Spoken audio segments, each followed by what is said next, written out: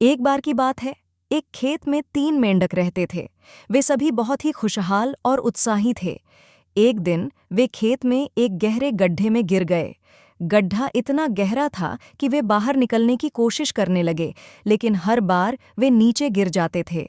पहला मेंढक हार मानकर सोचने लगा कि गड्ढे से बाहर निकलना संभव नहीं है।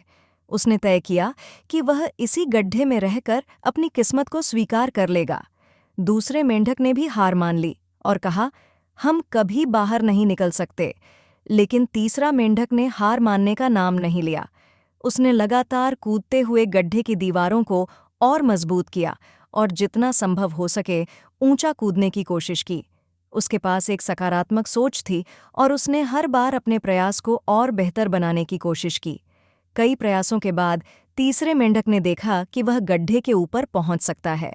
उसने कूदते कूदते आखिरकार गड्ढे की दीवार को पार कर लिया और बाहर आ गया। जब दूसरे मेंढकों ने देखा कि तीसरा मेंढक बाहर आ गया है, तो वे भी प्रोत्साहित हुए और उस तरह की मेहनत और धैर्य से खुद को बाहर निकालने की कोशिश करने लगे।